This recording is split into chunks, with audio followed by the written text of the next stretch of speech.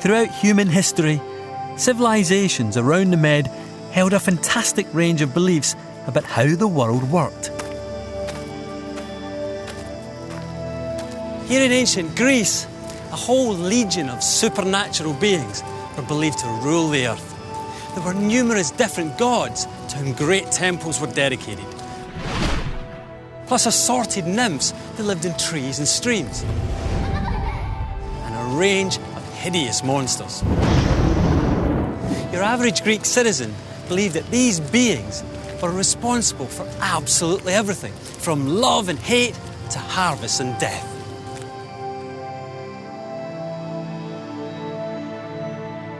The Greek gods, who looked down on the world from atop Mount Olympus, appeared to be a vengeful bunch, ruling over the earth with an iron fist.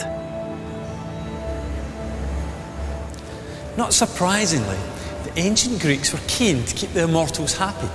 Otherwise, they could be in for a rough ride. One god they really didn't want to upset was the feared Earthshaker and ruler of the sea, the mighty Poseidon.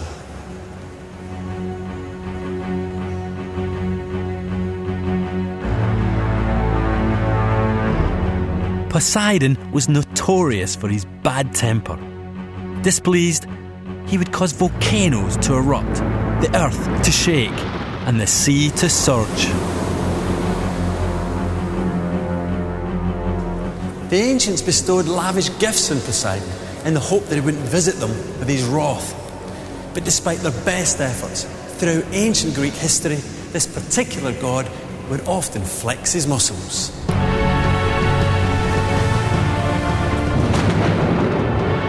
One place where Poseidon was said to have vented his fury with exceptionally devastating effect was here along the spectacular Gulf of Corinth in the North Peloponnese of mainland Greece. Archaeologists believe that down there on the plain behind me stood an ancient and once thriving city called Helike. It was built as a sacred place to worship Poseidon, but whatever the efforts to please and appease this irritable god, he struck the city with a terrible catastrophe. On a winter's night in 373 BC, the Greeks believed that Poseidon became so angry with the townsfolk that he completely destroyed the city.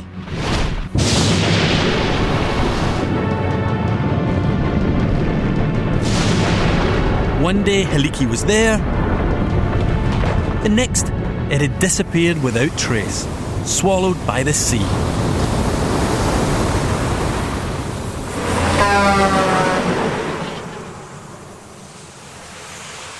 We now believe that the real cause of the catastrophe wasn't Poseidon's fury, but this, the Helike fault, which has a habit of making the ground in front of it suddenly drop. The Helike fault is clearly visible as this sheer rock face, which runs for over 30 kilometres. It was formed naturally as a result of a geological tug-of-war. The Earth's surface is broken up into what are called tectonic plates, and the whole of Greece sits on the southern edge of one of those, the European plate.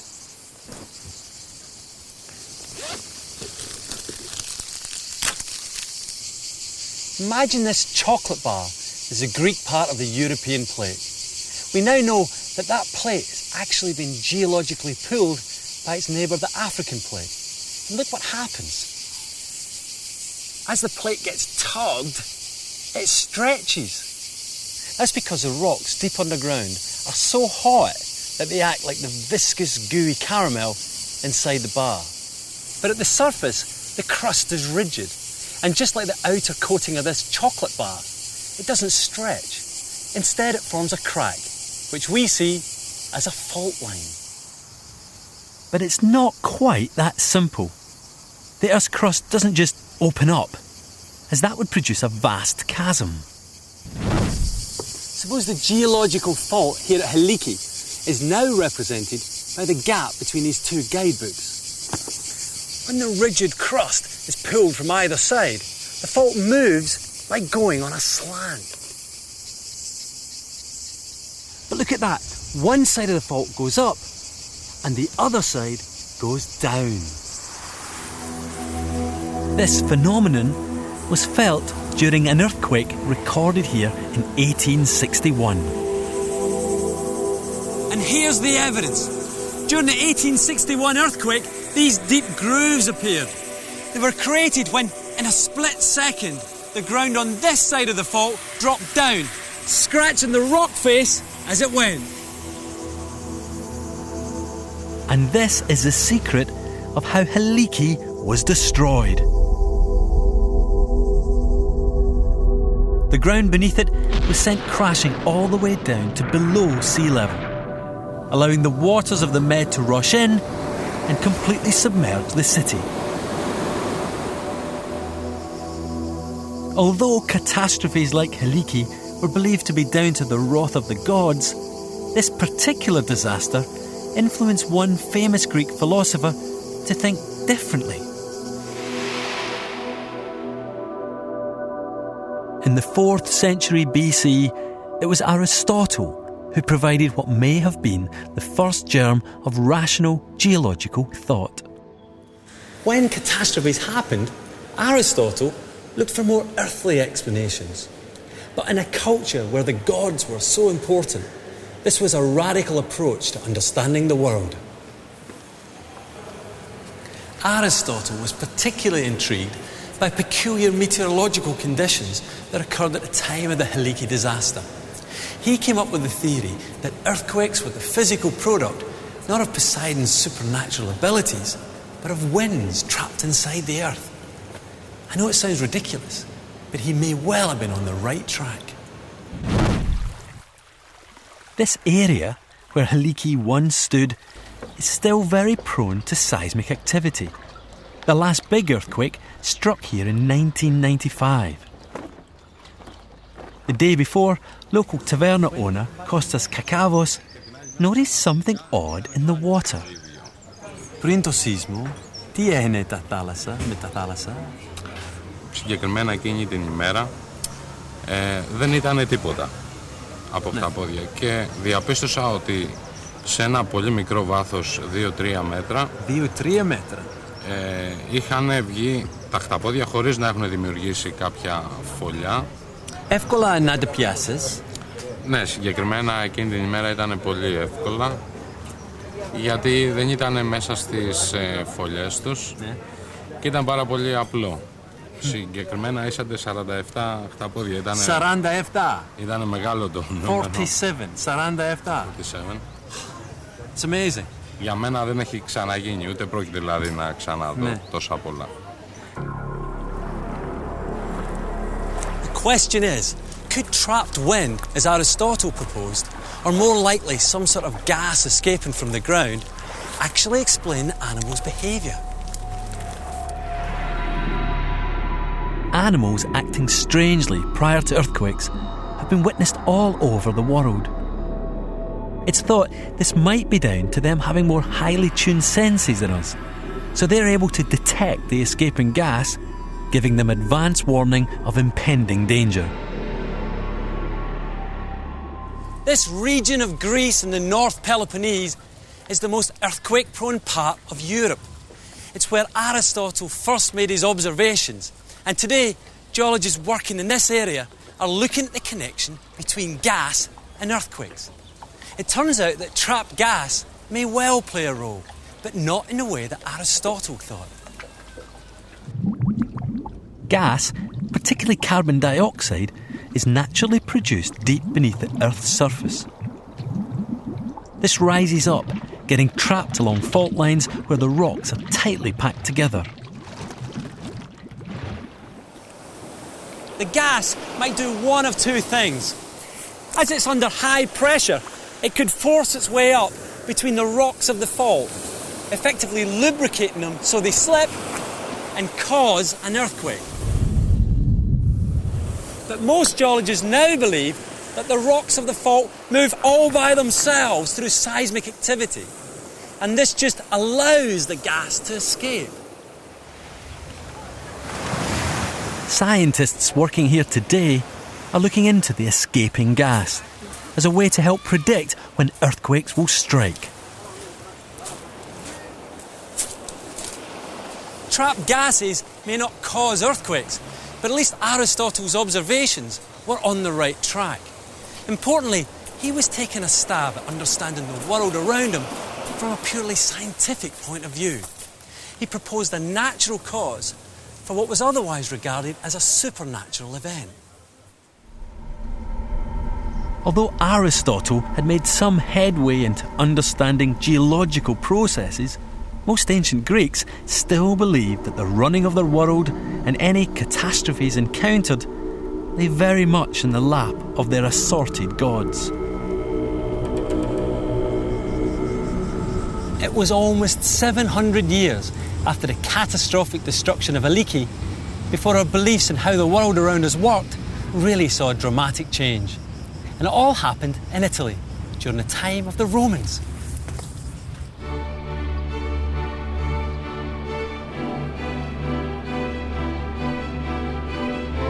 Like the Greeks, the Romans worshipped a barrage of gods.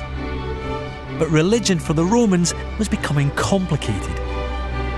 In the decades following the death of Christ, Christianity started to spread through the empire. Yet it remained a small and struggling religion, practiced in secret to avoid persecution. But all this was about to change. In the early 4th century AD, the Roman beliefs in their assorted pagan gods were to be dramatically overturned, and it would be a geological event that would do it.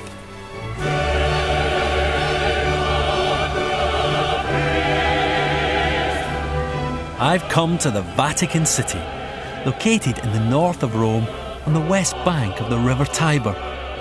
This country within a city is the focal point of modern-day Italian religion. The Vatican is the heart of the Holy Roman Catholic Church, and this area has been home to popes for over 1,500 years. It's a place of pilgrimage for Christians from all over the world. This is St. Peter's Square, and up there, that's St. Peter's Church, one of the holiest places on earth. That grey building, that's where the Pope lives. But you know, it's possible that none of this would be here if it wasn't for a timely sighting in the sky. 1,700 years ago, the Western Roman Empire was on the verge of civil war. Vying to be sole emperor were two men, Marcus Aurelius Maxentius and this handsome chap, Flavius Valerius Constantine.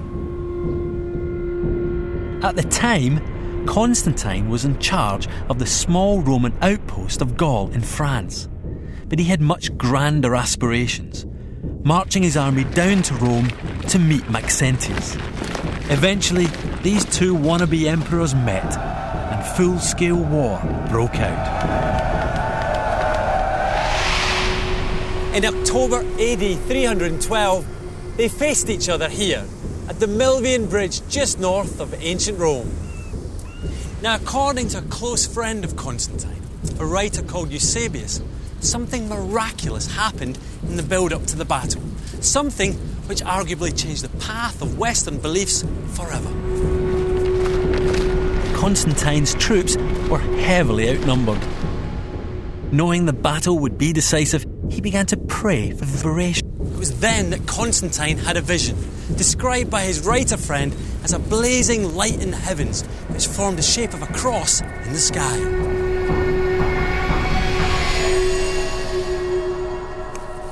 Constantine took the vision as a sign from the Christian God to go into battle, and more than that, to gain salvation by fighting under the banner of the cross. The next day, with his troops now bearing Christian insignia, Constantine faced his rival. The two great armies clashed, and Maxentius was pushed back toward the Tiber River, to the Milvian Bridge. Constantine had the crossing covered and inflicted heavy losses. Among the dead was Maxentius himself.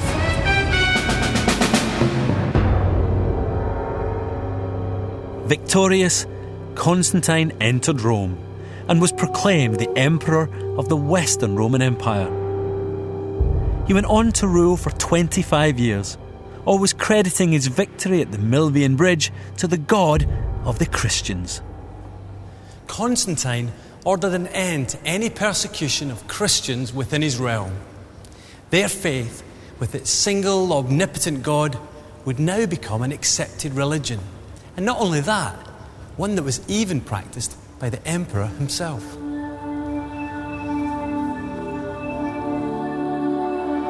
It was mostly down to Constantine's promotion of the faith that Christianity went on to become so well established in Western culture. His strength of belief seems to have been firmly rooted in that blazing vision in the sky. So, did Constantine really see a sign from God? Or was it something that could be explained by a natural phenomenon? If it was down to nature, what could cause such a dazzling vision in the sky? Well, a clue to the possible culprit lies in an intriguing Italian legend.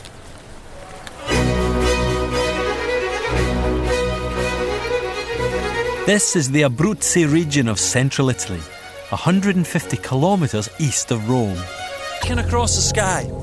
But more than that, when it finally crashes into the earth, the impact had the same explosive power as a small nuclear blast, sending out earth tremors and shock waves, and creating a mushroom cloud. Viewed from a distance, a mushroom cloud could be seen as a cross in the sky, Which is exactly what Constantine was reported to have seen. That light in the sky came at a time when Christianity was a struggling religion, still trying to emerge from the millennia-old doctrine of paganism. Constantine's vision was possibly the pivotal moment in the Western emergence of a single monotheistic religion, that of Christianity, which then became the official religion of the Roman Empire. And it could all have been down to a falling lump of space rock.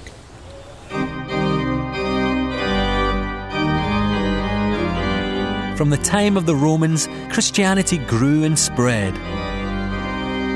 People still thought catastrophes were driven by divine forces, but these events were now believed to be dispatched by just the one and only Christian God. Christianity provided a framework within which the world could be explained. As far as the Bible was concerned, our planet had been created for mankind by God. Western scholars were rather unwilling to examine any natural origins of geological phenomena, as the Bible story of creation was beyond question.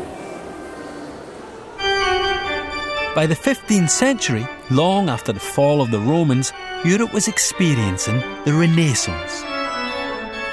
It was during this time of artistic and intellectual enlightenment that people began struggling to reconcile what the Bible said with what they noticed around them.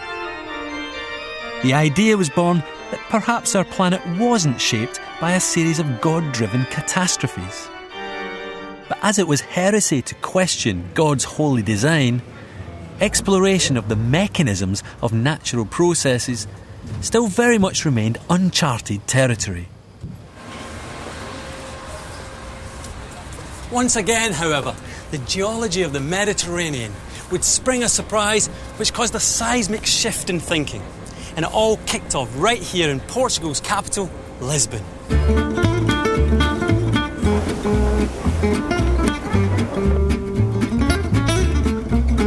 Founded by the Phoenicians nearly 3,000 years ago, Lisbon has been home to some of the world's greatest explorers.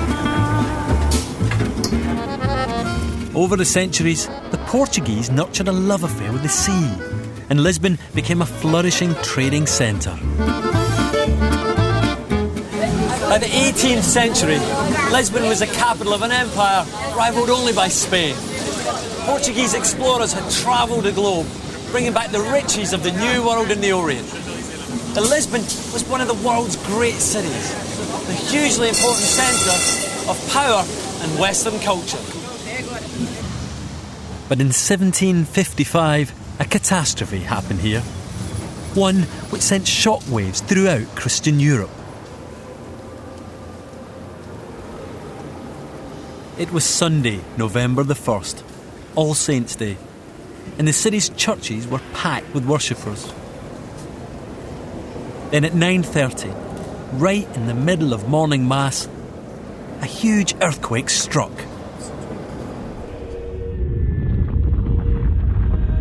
Three massive tremors hit the city in quick succession. Building in strength and ferocity, their impact on the city was devastating. The earthquake was so powerful, its effects were felt right around Europe and across the Atlantic. In many of the churches, the roof came crashing down on the heads of those worshipping inside.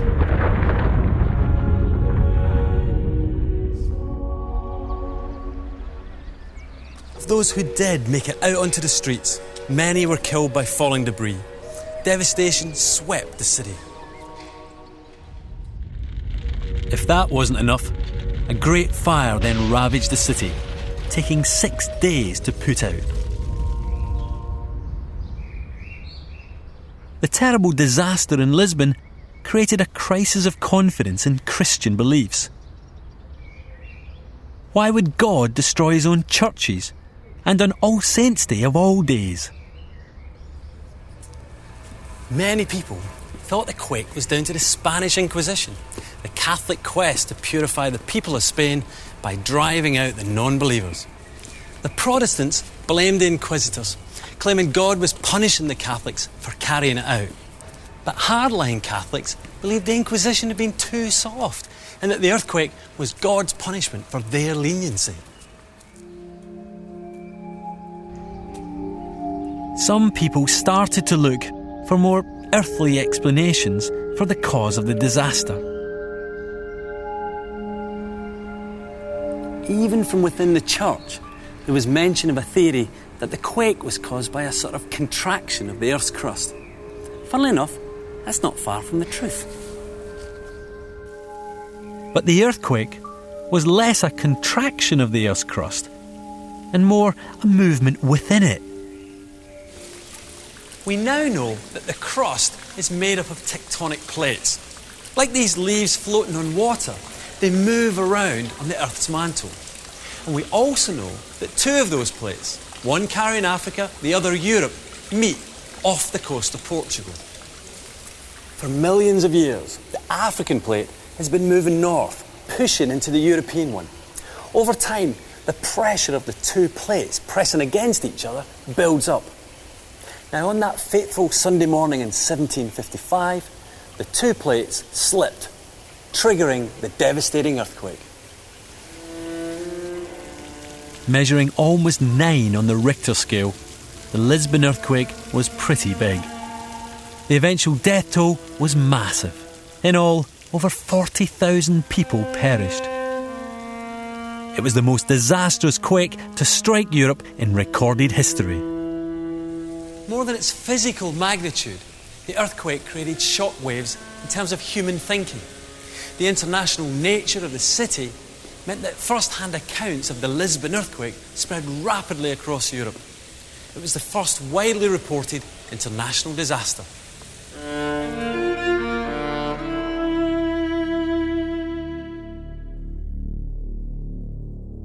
The news provoked thinkers across Europe to further challenge the ideas of Christianity. After the catastrophe struck, the idea gained momentum that the earthquake was indeed a natural phenomenon and not down to the wrath of God.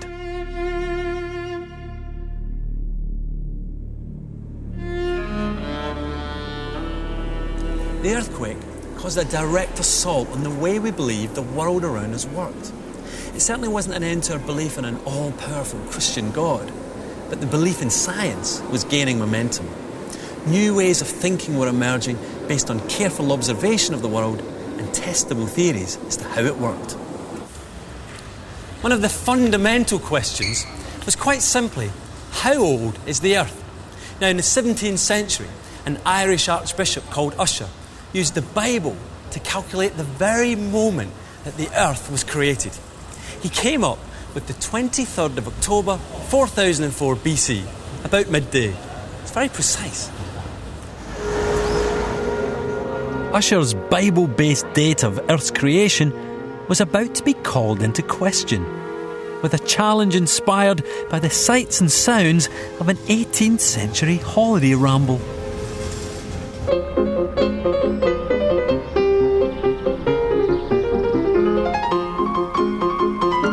In the 17 and 1800s, one of the most popular jaunts for European noblemen was the Grand Tour.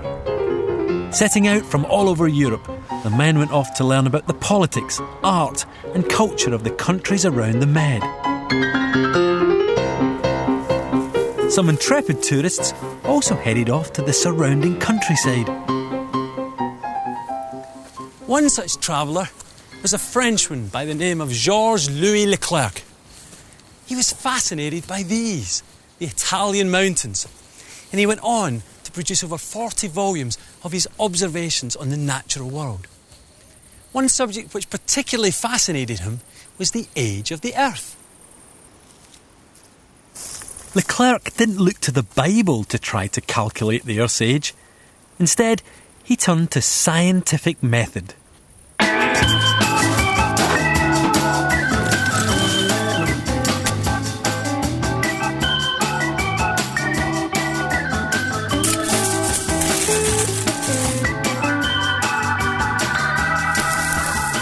Leclerc believed that the Earth was made of material thrown out by the sun. Amazingly, he quite rightly deduced that our planet originally formed as a ball of molten rock that gradually cooled. Based on this insightful assumption, he devised an experiment to scientifically calculate the age of the world.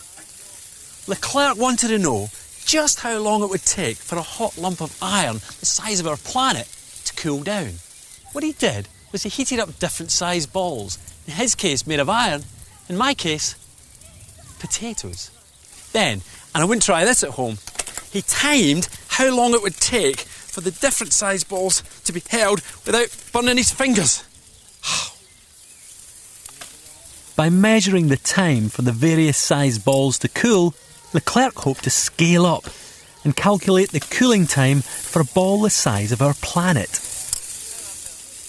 In 1778, 3 years after the Lisbon earthquake, he came up with a new, scientifically derived age for the world. From his experiments, Leclerc estimated that the Earth was around 75,000 years old. I can tell you now he was some way out. Scientists currently reckon that our planet is 4.5 billion years old. But that's not the point. At least he was heading in the right direction, proposing an age for the Earth that was far older than the 6,000 years calculated by Bishop Ussher. However flawed his technique might have been, using scientific method, Leclerc cast doubt on the traditional interpretation of the Bible. The age of the Earth wasn't the only challenge taken up by the emerging scientists. They also wanted to get a handle on the underlying natural processes that had shaped the planet and the length of time that it took those processes to run their course. The Bible, as you might expect, had its own answers.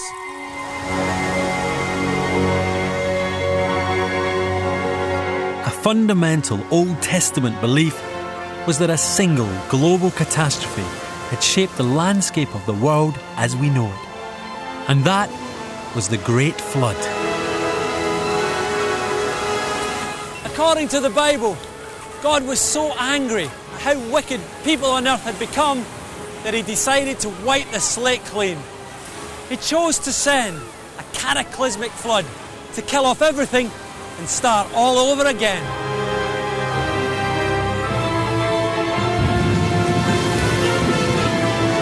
For 40 days, the rains came down. The oceans rose and water covered the entire earth. Only the occupants of Noah's Ark were kept safe and dry. Interestingly, Christian thinkers try to reconcile the biblical accounts of the Great Flood with features they saw in the landscape. And you know what? It seemed to fit.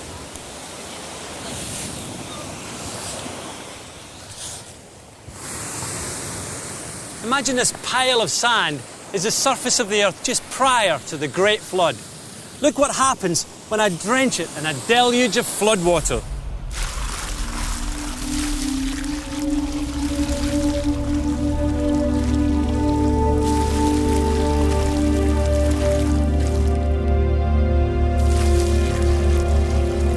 The surface contours have changed quite drastically.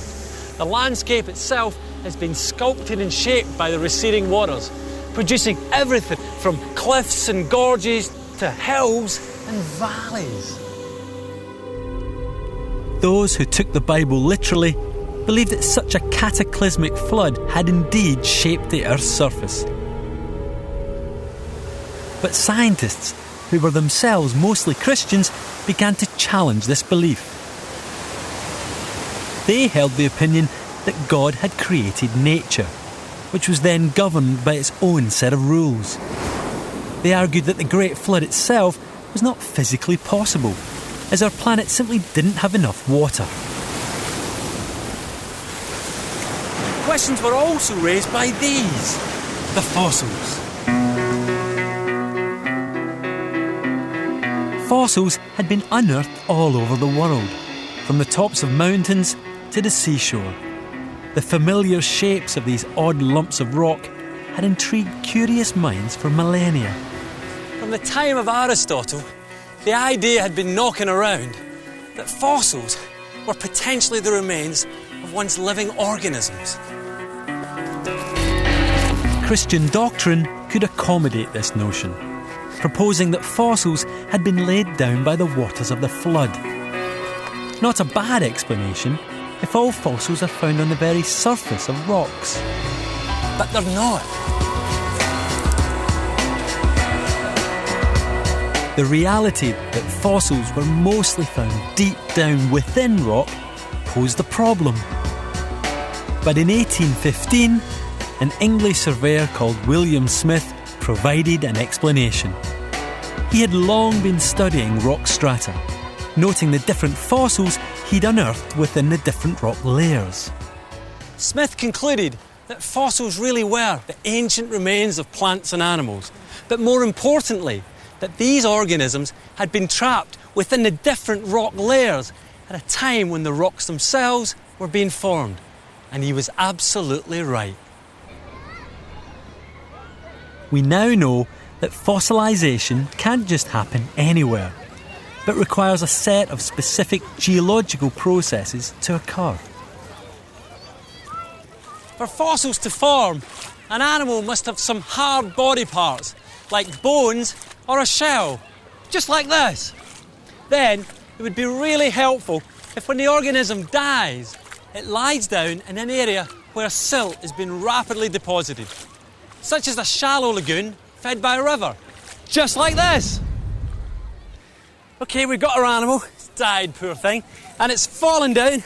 It's going to settle on the bed of a shallow sea. And then what happens is the rivers wash in mud and sand and silt.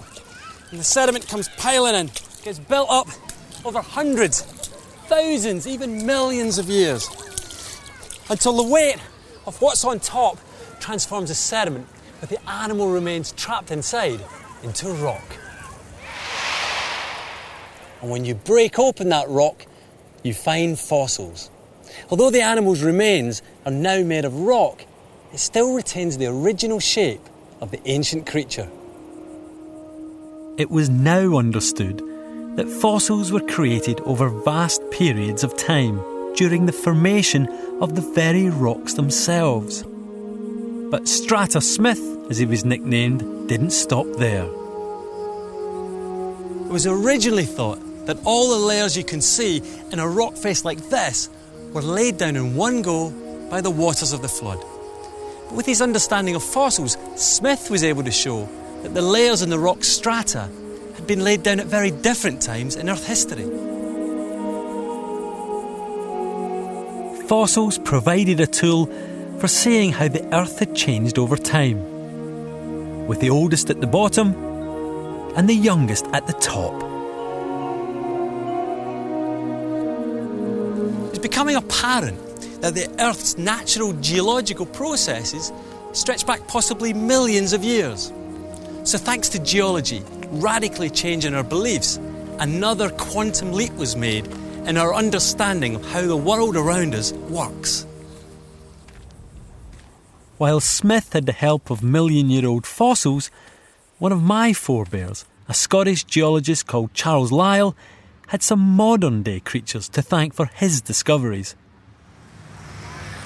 He came here, to Naples in Italy, in 1845, having set off on his own grand tour of Europe. Charles Lyell arrived in the Mediterranean filled with the new ideas that geological processes could take very long periods of time. But his great discovery was that the same processes were still going on today. Just outside Naples, in the town of Pozzuoli, Lyell came across some impressive ancient Roman ruins. This is the Temple of Serapis, built in the 1st century AD. It's not actually a temple as such, more a Roman marketplace. One of the things that struck Lyell about this place was these 3 huge marble columns and the fact that they have these strange dark bands around the middle. When he got up close, he discovered that amongst all this black stuff, there were hundreds of tiny holes, and in some of them, there were shells. Lyell recognised that the holes were identical to those he'd seen along the shoreline of the Med. These had been carved out by a rock-chomping mollusk called Lithophagia, which literally means rock-eater. Lyell believed the only way marine mollusks could have damaged the columns was if the columns had at one time been submerged underwater, only to reappear again out of the sea. He deduced that this could be the result of 2 different geological processes. Either the level of the sea had risen up to flood the temple and then fallen again, or the land that the temple stands on had somehow sunk down and been submerged and then pushed back up. Either way, the boreholes and the marble columns were physical evidence of a rapidly changing geological environment. Something pretty substantial had occurred here in the time since the temple itself was built. Lyell had the amazing revelation that geological processes could actually be witnessed going on today. And here at Serapis, those processes were happening right beneath his feet. Lyell wasn't exactly sure about the underlying cause of the changes, but he did know that the level of the Med had not changed significantly since Roman times. So the answer must have been in the movement of the land itself. One obvious culprit was volcanic activity, which this region of Italy is home to due to a series of cracks that formed deep underground around 7 million years ago. The cracks allow molten rock, called magma, to rise up from the Earth's mantle. It can then accumulate and expand underneath the surface, producing something called a magma chamber. Magma has the potential to erupt through the crust.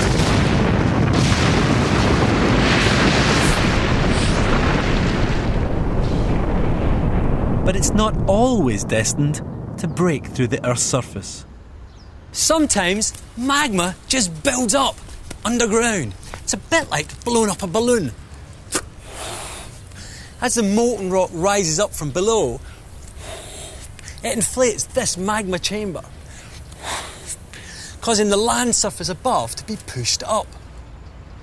It was on that elevated land that the Romans built the Temple of Serapis. For the temple to sink beneath the waves, the reverse must have happened. The magma would have been drawn out of its underground chamber back down to greater depths. This deflation caused the land to drop and our tempo to drown. A fresh accumulation of magma, sometime in the last 1500 years, once again pushed the ground up, returning the temple with its mollusk-bored columns to where it is today. Although the changes at Serapis had happened quite recently in geological time, Lyell believed that the same underlying processes had been going on unrelentingly and with the same intensity for millions of years. If in 1,000 years or so the land could be raised a few metres or feet, then over 1 million years the same process could make a mountain. This idea came to be called, and it's a bit of a mouthful, Uniformitarianism.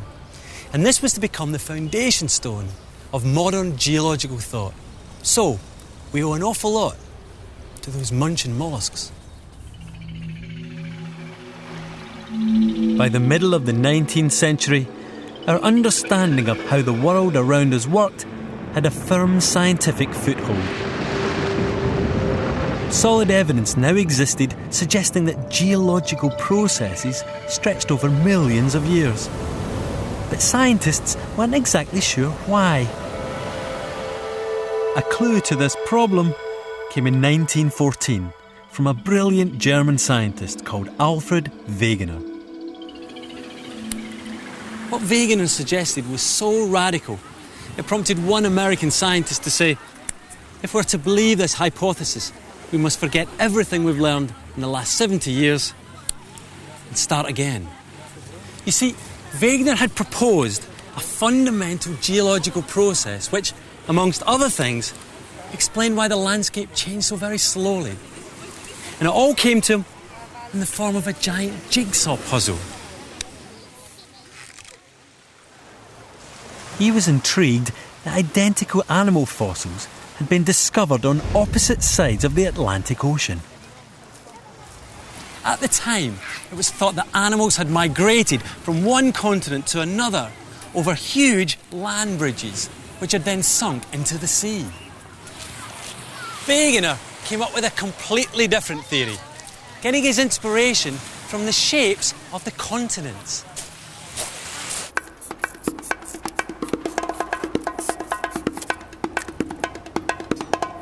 Wegener proposed that at some point in Earth history, all the different continents that we see today had fitted together like a giant jigsaw. He called that single vast supercontinent Pangaea, Greek for all Earth. But this enormous landmass wasn't destined to stay like this forever. Wegener believed that over time Pangaea split up and that various continental landmasses drifted apart. It all started here in the central part, where it broke away, creating a new ocean, the Atlantic. Then the split went into the south, creating the southern Atlantic and pushing South America away from Africa. South America continued on its way, finishing up there. Meanwhile, the rest of the southern continent headed eastwards, across to here. But Africa split off, heading this way. Then they all split up. Antarctica went off that way, India headed northwards to there, and Australia went away over there. Then the split went into the North Atlantic, and North America headed westwards, ended up way over here. Meanwhile, Europe spread eastwards, ended up over there. The movement of the continents to the positions they occupy today was a result of what Wegener called continental drift. It may seem incredible that continental landmasses can move such massive distances across the globe.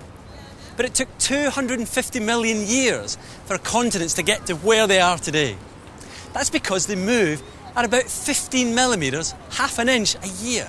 That's the rate your fingernails grow. Geology, it seems, just needs time. Thanks to the likes of Wegener, Lyell, Smith and Leclerc, by the middle of the 20th century, our understanding of how the world around us worked had come a long way. When I was a kid in the late 1960s, geologists believed that the Earth was very old, that geological processes stretched over hundreds of millions of years, and that the slow movement of the continental landmasses was crucial in shaping the landscape.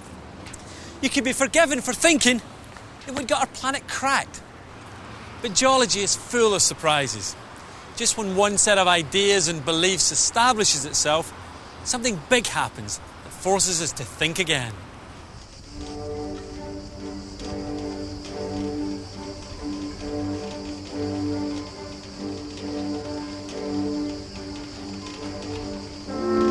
This is the medieval village of Gubbio, tucked away in the heart of the Umbrian countryside of central Italy.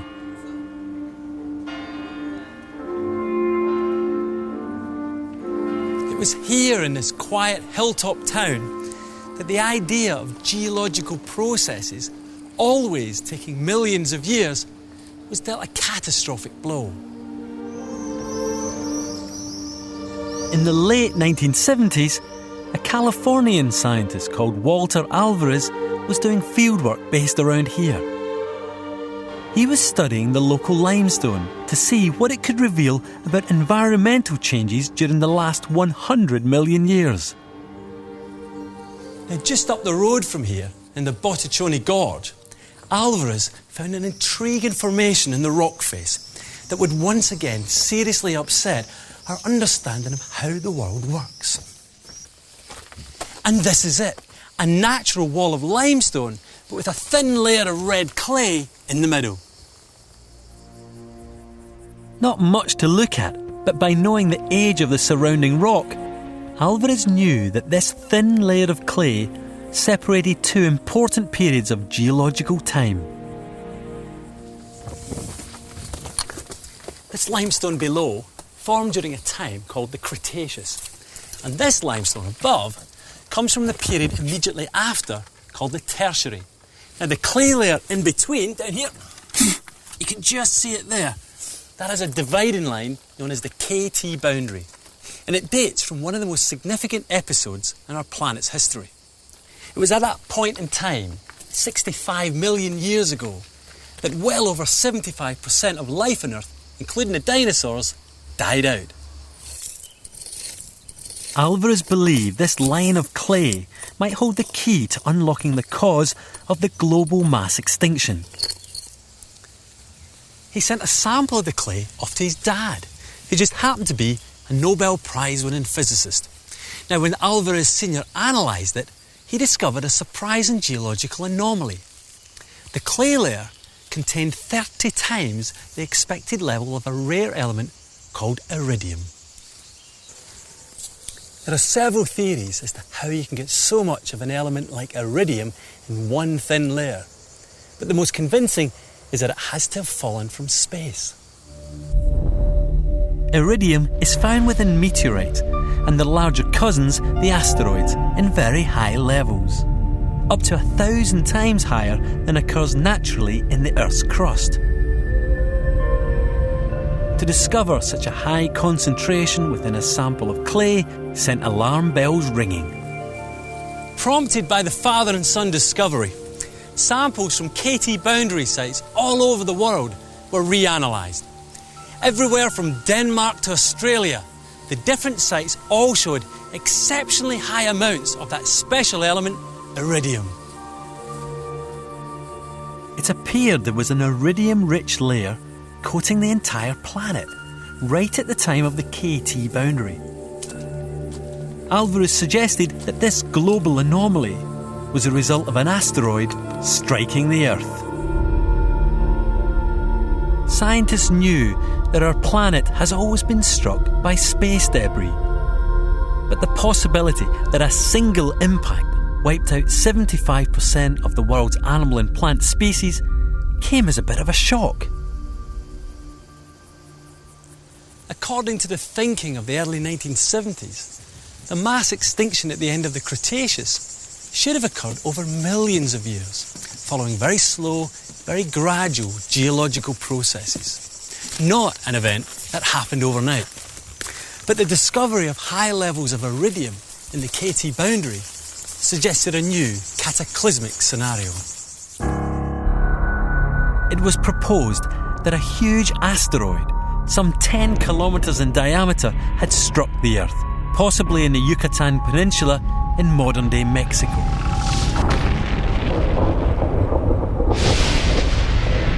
The impact produced an explosion of gigantic proportions, equivalent to 100 million megatons of TNT, or 1 billion times the Hiroshima atom bomb. Dust and rock particles were sent high into the atmosphere, spreading right across the globe. Forest fires ravaged the planet, sending up a thick layer of soot. The world would have become cold, blanketed in an eerie darkness. With sunlight blocked out, plant life would have died off, followed by the animals. The only remaining survivors would have been those opportunists, able to adapt to such horrendous living conditions, barely existing on what was left. The discovery that the mass extinction at the KT boundary was probably caused by a single catastrophic event provoked yet another giant leap in our understanding of how our planet really works. For nearly 2 centuries, the consensus was that all geological processes occurred slowly over millions of years. Yet here was evidence that a single catastrophic event had changed our planet quite literally in a flash.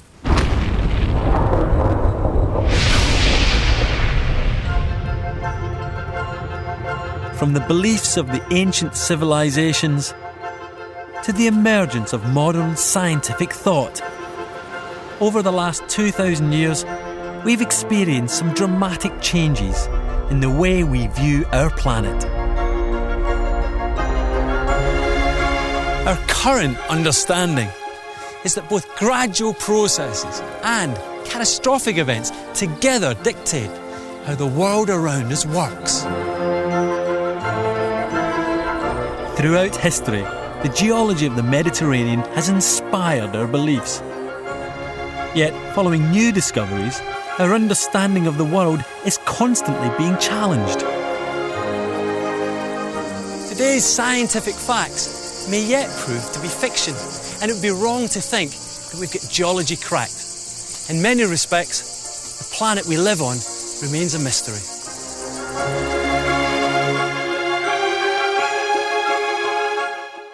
Later tonight, a chance to see the whole of the Windrush series, charting the history of West Indians in Britain since the first influx in 1948. That's at 10. But stay with us now for the world, next.